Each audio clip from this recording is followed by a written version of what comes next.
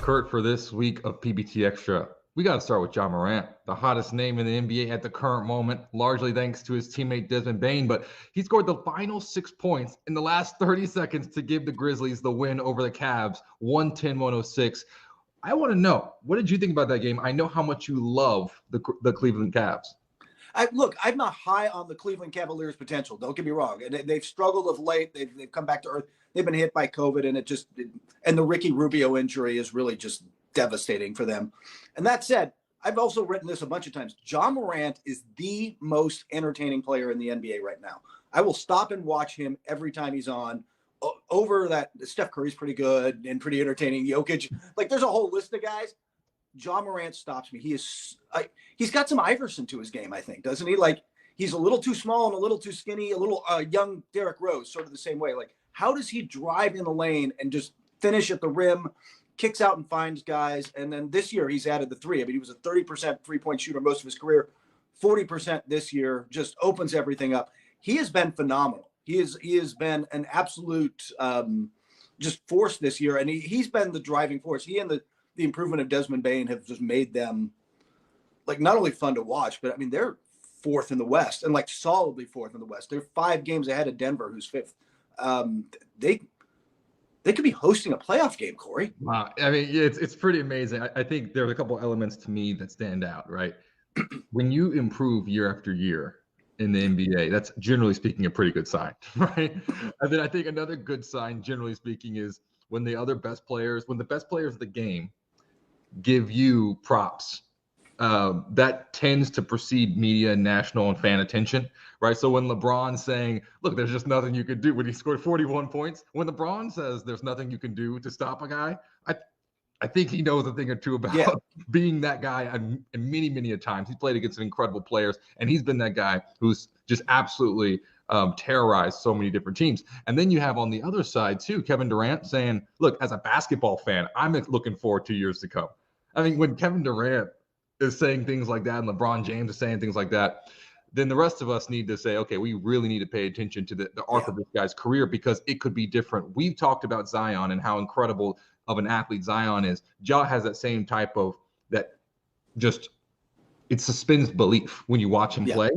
But the same question to me surrounded Ja that surrounds Zion is, how much can he play? How resilient is his body since his game is so physical? Well, he's completely silenced any questions from me on that regard. Playing most of the vast majority of this season, past 2 seasons, and continuing to get better. I mean, it's really scary, Kurt. Yeah, it's amazing when you watch them play. If you get the chance, go see them. He walks out and he's not terribly tall, and he's definitely skinny, and it gives you those injury, can he hold up like this? Is he really the guy that leads this team? And then he bounces out of the gym. He's just so wirily strong and athletic. And I think as he's matured, he'll learn, look, there's times you take the contact and absorb it. There's times maybe I get rid of it a little earlier. He develops more of a floater and finds some little Tony Parker action where he doesn't have to take the contact every time he goes in the lane. And all that said, he's already just dynamic. He is already an all-star level player. It's just fun to watch him. It's interesting too. You think about the clutch. I said, he scored the final points to win that game. He had the layup against the Suns last second. There's this element where some players can just take over, right? Where they could be cold or whatever, but when it's time to win the game, give the ball to Ja. And I'm going to read you some names, right? Clutch points in the NBA. Number 1, Joel Embiid. Number 2, John Morant. Number 3, LeBron James. Number 4, Kevin Durant. Number 5, Nikola Jokic. So, I mean, it's when the stats back you up, and there's that feeling when you get it. That's the alchemy of basketball. You're like, this guy, the whole momentum shifts when you saw that Lakers game. And granted, the Lakers are hovering right above 500. We've talked about, are they really as good as we think? But when you could single-handedly say, it's my game now, and I'm going to change momentum, take away your double-digit lead, score, 16 points going down the stretch and lead my team to victory, there's just not that many players who can do that consistently. And that's the key thing here, is we've seen it consistently from Ja, which is starting to get into that star territory. But I thought what was really interesting is Desmond Bane then says, we shouldn't be talking about AllStar. This is what we should be debating. Is he the best point guard in the league? And the media world and fan world happily obliged and said, yeah, let's go ahead and talk about this now. What is your thoughts? Yeah, no. Look, don't get me wrong. I think 5 years from now, he very well may be. We might discuss him as the best point guard in the league. Right now, Steph Curry's pretty good. Like he's pretty good. Chris Paul is still out there and still, leading the Suns. Like, I'm not willing to say Ja's the best, but he's getting close. And he's got that, like you said, he's got a leadership skill or quality to him. He's got that clutch gene. Not only does he want the ball at the end of games, but you have to send 2 or 3 guys to, like, you've got to send guys to him to stop that drive, right? You've got to cut him, which the Cavaliers really didn't do at the end of last game. You've got to cut off that drive. And once you do, he's got the passing skills. He's going to kick it out. He trusts his teammates. That kind of dynamic play is just not only, like you said, entertaining to watch, but that's how you win close games, is having that one guy they can't stop. And we haven't even mentioned Dillon Brooks, by the way, who last year, that was one of the biggest highlights to me. I was like, man, Dillon Brooks and Ja Morant. And then you added, everyone else filling in their roles extremely well, Jaren Jackson Jr. and Desmond Bane. It's starting to be a very exciting young core that continues to get better. And like we've seen a couple different young cores where, okay, they got 1 or 2 guys who are really good, but what are the support pieces? Memphis is doing it the right way, and they're doing it in a small market. And that's why this conversation to me is so interesting, Kurt, because, it's interesting. All-Star Weekend's around the corner. Ja Morant's never been to an All-Star game in his career to this point. Desmond Bane releases these comments where they're in the news anyways. They're toppling all of these super teams in the biggest markets in the world. Now on a 6-game win streak, everyone's now discussing where does he stand in the best point guards in the game. I just think this is an amazing awareness of how to manipulate media and shape the narrative when you're in a small market. When LeBron coughs, we write a story about it. But when Ja Morant drops 40, then that prompts us to write a story, So when you're trying to lobby for teammates and get attention in a small market, I think this is going to be an interesting case study of, well, before big events, small market, you can just manipulate the social media world and narrative and have LeBron and KD and everyone on TV now do your marketing campaign for you. Yeah, and I got a feeling that we'll see some other marketing campaigns from him soon enough for brands we recognize. Like, I think Ja's a guy on the rise, and he's going to be locked into. Look, this could be a Milwaukee type of situation. Why does he want to leave if you're winning, man? This is a team. They made the playoffs the last couple of years. They kind of snuck in, but they made it. Now they're the 4 seed. They're building something there that, they have, by the way, Taylor Jenkins, their coach, really gets these guys to play. He's got smart schemes. Guys go hard for him, and he's going to rack up a couple Coach of the Year votes this year. That is a mess that I will discuss another day, because I don't know how you judge that with everybody in and out of the lineup, but he's going to get a few votes. Let's draw your attention to Atlanta. And what's so interesting to me about Trae Young is he dropped 50-something points, 56 points, and lost. Granted, Anthony Simons dropped 40-something points in that same one. But what are your thoughts on this Hawks team that has gone through a lot? I mean, they were at one point league high with COVID absences, and now trying to get back on track to the success we saw last year that, quite frankly, captured the imagination of an entire city. Right, and Trae Young has been better than last season. He is an all-NBA level player. I got him as a starter in the All-Star game when I put together my list this week. Like, he's taken another step forward, but they've absolutely had injuries and issues. But if you can't get stops, and I don't just mean Simon scoring 43. I mean, they have the 28th ranked defense in the NBA, and it's been worse the past couple of weeks because of everybody being in and out of the lineup. But if you can't get stops, you're just not a consistent team, and that's the problem. I mean, they've gone from the Eastern Conference, finals to, if the playoffs started today, Corey, they're not even in the play-in. They're 12th. They have fallen way back, and they can score with the best of them, but they've got to figure it out. And it's, part of it is injuries. Trae Young's never going to be a great defender. They count on DeAndre Hunter to help out a lot there, but he has missed, I think it's the last 11 or 12 games with his wrist injury. Clint Capella was a borderline all-defensive team big man last year. He came in with some Achilles issues. He's just not as explosive this year. He hasn't seemed quite as right. And so he's not cleaning up the back end quite with the same ferocity. John Collins hasn't been quite the same. I don't know what Nate McMillan can or needs to do, but there is not enough buy-in defensively, and that's why you've got their GM. I mean, part of it is just in the NBA. Part of it is effort. Part of defense is just wanting to get those stops, and that's why you've got their GM going on Atlanta radio and blasting the team. I mean, just put that team on blast, Corey. Yeah, what were your thoughts on that? Calculated. I think Travis Schlenk is too smart, isn't he? Like, this is manipulating your team through. We were talking about that with the Grizzlies. Like, hey, we can manipulate the conversation in social media. Hey, if I go on the team flagship and blast their defense and say, hey, I might have to think about trades. Like, the message is sent, right? The message is, if we don't start playing better on that end, I've got to do something. I think that's what this was. This was him lighting a fire under his team more than – I don't think he was wrong, but I think this is, Popovich has not been above this. Lord knows Phil Jackson loved to do it. Like, there's plenty of coaches who have loved to and the occasional GM who love to light a fire under their team in the media and send their message that way. Do you think it will be effective? I don't know. I don't know. I mean, hopefully they'll get more effort, but like I said, they're not going to be a great defensive team. Even last year, second half of the year, when they were, I think, 25-11 after the AllStar break and playing well, and obviously made that playoff run. They were a league average defense. They're not an elite defensive team, but they can't be 28th, and they've got to find a way to, whether it's a little bit of health and obviously getting Hunter back helps. They got to do something on that end, and I don't know that it's schematic or if it's just a matter of getting buy-in, or if Corey, I think you see this in basketball a lot. Like, there's teams where the guys miss a couple shots and suddenly their mind's not in it on defense, right? Like, the Hawks can't be that team. Yeah, and the reliance on, when you think about MVP or just any type of player who is so important to their team, I mean, we talked about Nikola Jokic with that Denver team.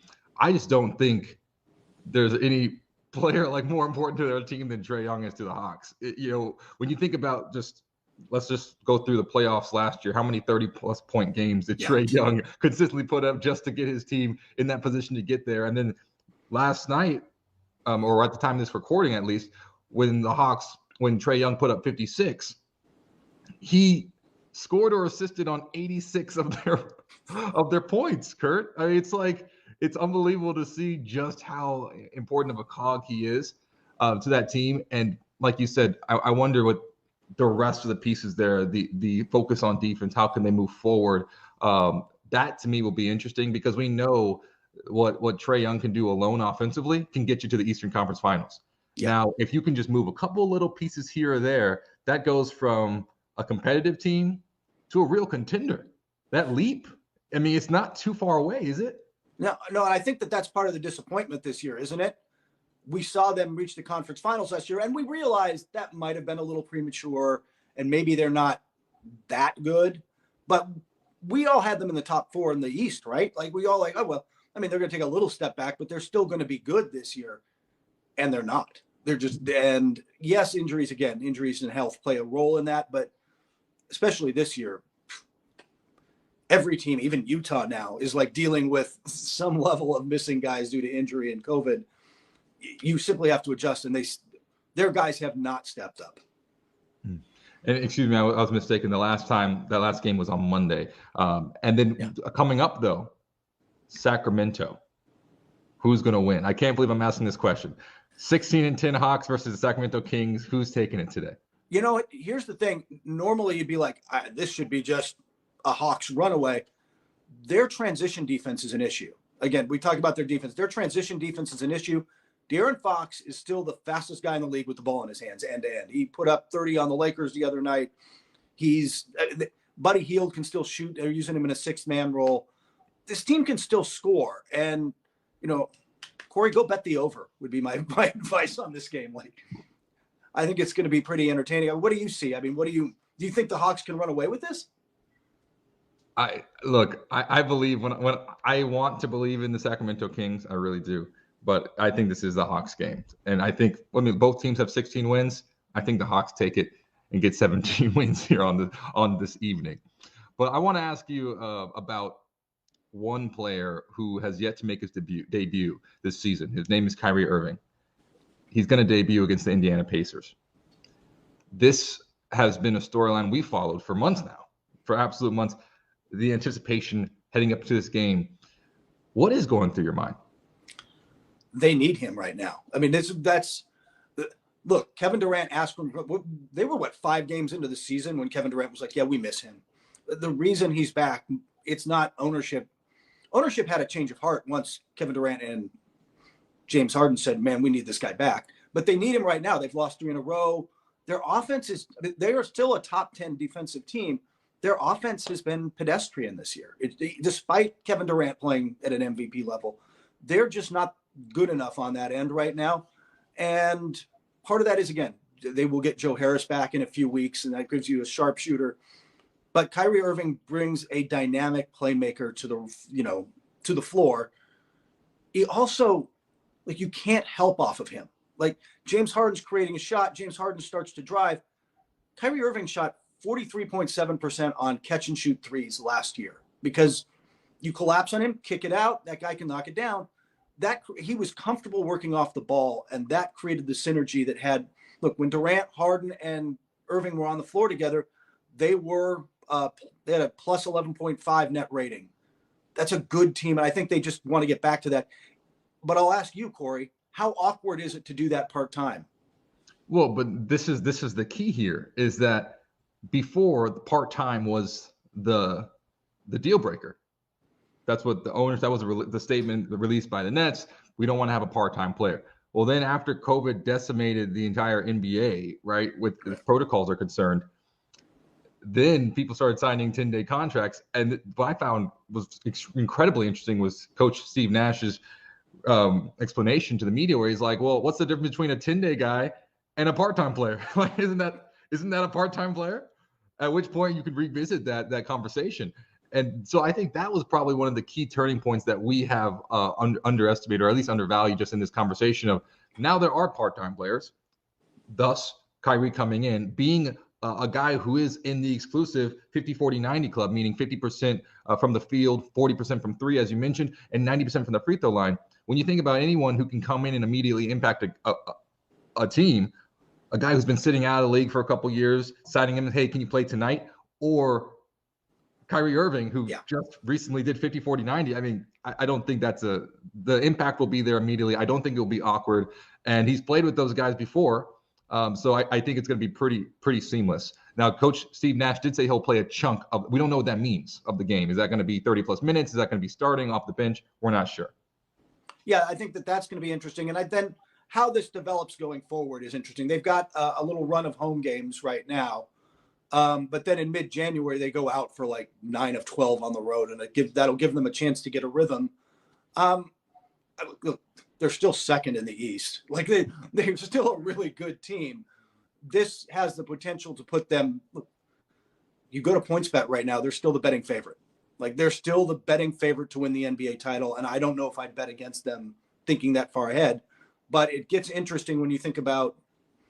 No, Corey, I think we discussed this before, but Corey, would you rather have Game 7 on the road with Kyrie Irving or Game 7 at home without him?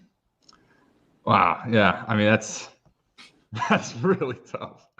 If you could have, let's just say, if you could have a player of Kyrie's caliber, please take it. But I understand that there are different elements and restrictions in place. What's really fascinating to me is 5 months ago, this was not possible, Kurt. This was a complete non-starter.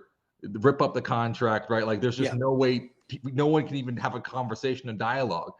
And then 5 months later, like we've seen so many times during this pandemic, different story.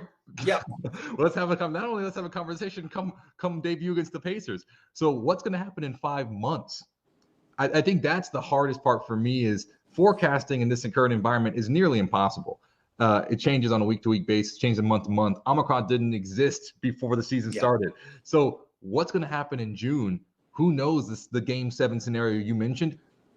I couldn't even begin to fathom what it might look like 4 months from now, 5 months from now. Yeah, I don't know. I'm all for Brooklyn tanking to the 3rd seed during the last week of the season just so they can get some more road games. One player I'm thrilled to watch coming up is Klay Thompson. So we haven't really seen him since 2019, where he had his first injury, then the ACL, then the Achilles last year.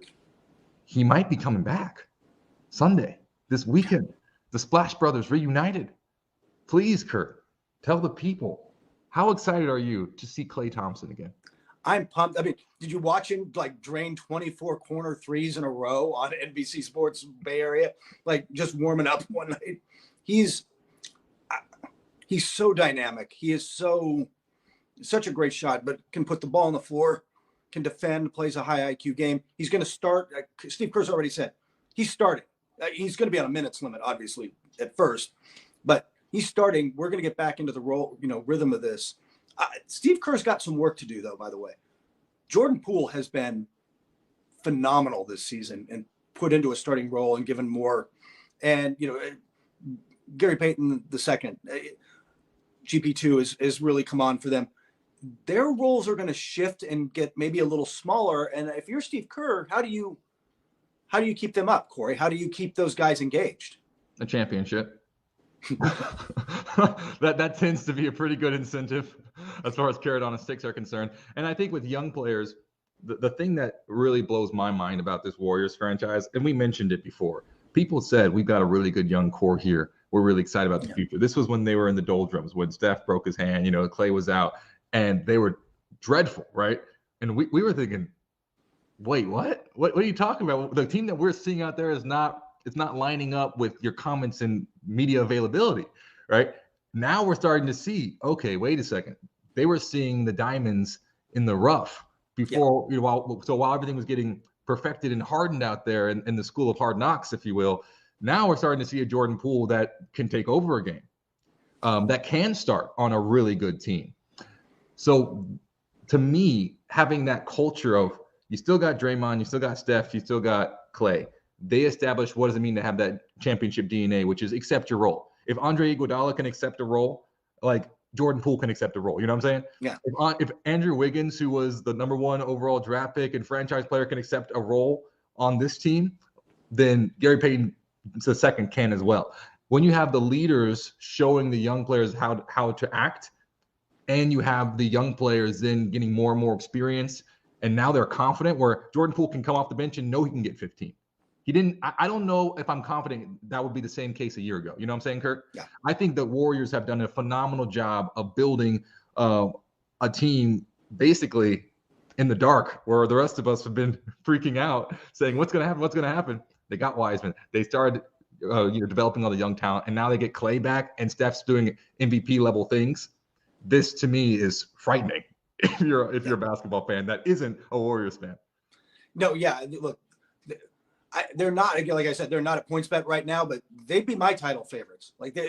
They roll with this confidence right now. They know who they are. They know what they want to be. In a way, maybe Milwaukee is, but I don't know that there's another team out there that knows who it is at a core level quite the same way. I think that makes them so much more dangerous in the playoffs. They know their core of their team has been there, done that.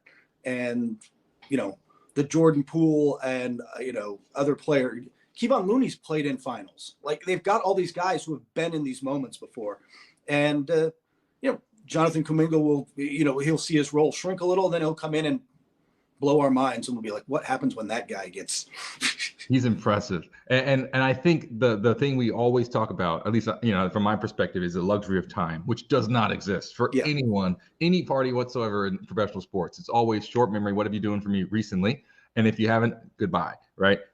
This is not so in the Bay, which is fascinating because you think about one of the most valuable franchises, Warriors are it, right? So it's one of the most valuable franchises in the NBA, but it still has the small market feel, where we're not hounding everything. That it's not like the celebrity kind of culture, like the rock star culture that we're so used to. It's kind of laid back. It's the Bay. So they have all the benefits of a small market where they can send Klay to do a 5-day stay with the G League team. And we're eating up everything that he's doing, but it's also give Klay space, that wouldn't happen in New York. No, that wouldn't happen in Boston, so that wouldn't happen in LA. So that's why I think the Golden State Warriors have the perfect scenario where they can spend a couple years figuring this out. And this year alone, they're like, look, Klay, we're going to make sure everything's perfect for your return. And don't worry about it, because we're not even going to get a lot of heat anyways, because we're in the Bay. But then when you come back, it's going to be front page material because we're the Warriors. It's phenomenal. Yeah, it's going to be awesome. Plus, Klay Thompson with the thick headband and the hair sticking out the top, full-on semi-pro Jackie Moon look. It's awesome. Now it's time for one of my favorite parts of the show, hearing your thoughts on AllStar, PBT pick. Tell me, we can go wherever you want on this, starters, reserves, sleeping picks that might surprise some people, underdogs. Where do you want to go? Tell me, East and West. Well, I wrote this week about, I'm one of the media votes for starters, which, by the way, is the same vote the fans have. I just, it's 2 backcourt players, 3 front court players. I'm going to own up to something, Corey. I cheated. I cheated on this with the East because, look, the front court in the East is starters are kind of a lock to me. Joel Embiid at center, Kevin Durant, Giannis Antetokounmpo. I'm not, that they're going to win the fan vote. They should win the fan vote. Like, those 3 should start. So I started at guards, Trae Young, who I think absolutely deserves it and has played that well. But the other guard spot I gave to DeMar DeRozan, who's been on fire lately, who is leading the Bulls, and I think the Bulls deserve representation. Corey, DeMar DeRozan hasn't played a minute at guard this year. He's a forward. He's 6'6". You kind of think of him as a swingman who's a 2. In their system, he's really a 3. So I kind of cheated and gave him the start. If you want to give that to Zach LaVine, I'll be okay with it. Positionless basketball. And what about the West? The West is a little more interesting. I think there's 3 locks. I feel comfortable saying LeBron James will get a lot of fan votes and deserves it. Curry, Jokic should start at center. I think those are givens. The other 2 spots are a little more open, a little more interesting. The other guard spot, do you want to go with Chris Paul or Devin Booker or Donovan Mitchell or Ja Morant? I mean, where would you go, Corey? It's hard to argue against Chris Paul just because we've seen the effect he's had on that team. It's very clear, and he's playing at an extremely high level. I think Devin Booker is special. So, I mean, I'm easy either way. I think both of those players would be fantastic choices, but I think you have to give the edge to Chris Paul at the current moment, which is hard for me to say because big fan of Devin Booker. And then with Ja Morant, I think he makes it. I don't know if he's the starter. Yeah. And that's kind of the way I feel about it. Because the West, you're right, it's just so difficult. Especially when you get into all these details. It's like Utah has a lot of good guards. Yeah. It's like you go down the list. It's hard. But I think it's going to be Chris over Devin. I started Devin, but I think it could end up being Chris, and it's hard to argue that. It's also difficult at center. I mean, Jokic actually gets pushed by Rudy Gobert. Like, Rudy Gobert's had a phenomenal season. I might have him second to all team NBA. I can't start him in front of Jokic, who's playing at an MVP level again. It's hard. And then it's the coaches who end up with those cuts. The fans, media vote, player vote picks the 5 starters for each conference, and then they get thrown in a pool and the playground style picked. But it's the coaches who pick the reserves, and that's where those brutal cuts are going to come, where guys like Drew Holiday are going to be right on the bubble and absolutely deserve to go and may not get to. It gets really tough. East guards, some quality players are going to be left off. Dame Lillard, All-Star this year? And he's been out, and the numbers are a little lower. I mean, think about impact on the game, fan-wise and culture-wise. And that's what's always been so interesting to me is body of work, impact on the game versus like this specific season, right? Yeah. This specific season, I say no, but Damian has impacted the game. Undeniably, he's on the 75 the greatest players team. So it's like body of work, yes, but this season, no.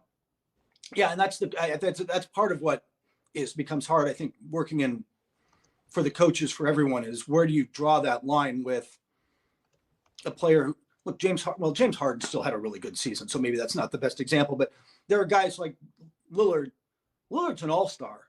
Lillard's an elite player who's had a couple of bad months and is clearly still bothered by the abdominal thing that bothered him, back in Tokyo.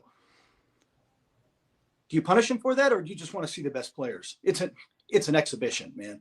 Like, so do we just want to roll some guys? Let's just roll out the most entertaining players. And if you're going to do that and you want to bring in Lillard, I don't have a problem with it. I feel bad because there's hard cuts coming, and this does impact guys' legacies. I mean, when guys retire, we're like, hey, he was a 7-time All-Star, and like that leads the list, fair or not. Yeah, and I do think when there's an opportunity like this to break in, I mean, how long did it take Julius Randle to break in, right? I mean, it's like when you have an opportunity where, look, we understand Damian Lillard's a 6-time All-Star, and he's on part of the 75 anniversary team, but this season, to me, he's not an All-Star. If that's the case, then let someone else break in. Let someone else have that moment, and perhaps that's someone like John Morant. Let someone else have that moment, because it just doesn't come around very often. John Morant should be in. And hey, I think you can make a pretty good case for his teammate Desmond Bane right about now.